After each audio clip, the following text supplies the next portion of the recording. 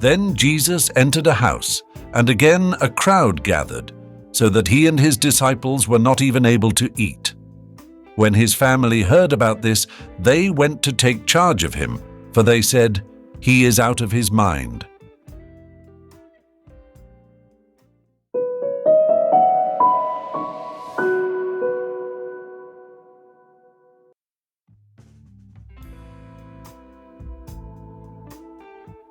Today we focus on a rather, let's be honest, unusual family gathering, described in the 3rd chapter of the Gospel according to Mark.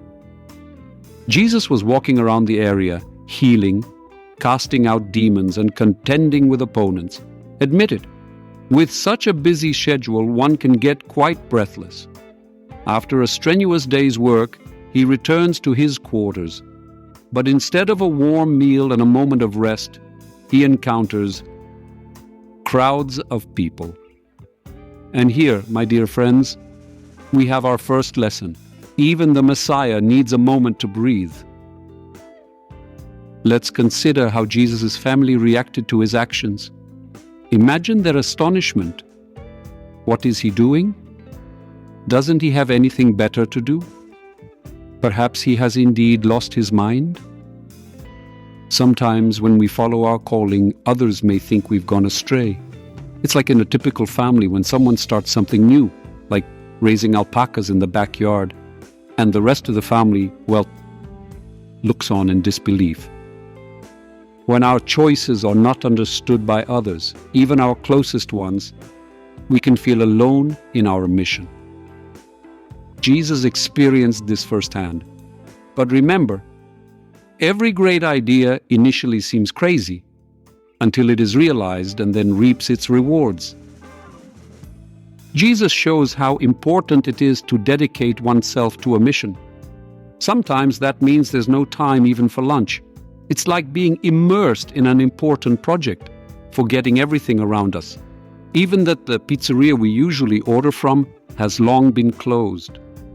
Sometimes our passions require sacrifice, and our choices may seem incomprehensible to others. But isn't that the beauty of finding our own path? Even if sometimes it means eating dinner at midnight. Jesus is a symbol of true authenticity for us. Regardless of how others judged his actions, he always remained true to the Father, to himself, and to his calling.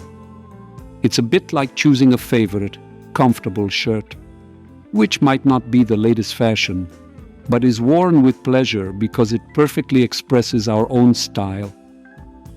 The challenge is to remain true to ourselves, even when others doubt our sanity. It's like deciding to remain an artist when the entire family is made up of accountants. Misunderstanding is part of such a process. Jesus not only taught, but lived in accordance with what he preached. This teaches us that fidelity to values requires more than just words. It requires action. It's a bit like with a diet. Talking about healthy eating is one thing, but avoiding chocolate with nuts is something entirely different. Our daily choices and actions reflect our values. Like Jesus, we should strive to be an example in our communities, even if it means choosing a less popular path. I encourage you all to find time this week to reflect on your own crazy ideas and passions. You may discover that they are what give your life real flavor and color. Have a crazy weekend. May God bless you all. Amen. Oh, and maybe do something crazy this weekend, like reconcile with a feuding neighbor or just smile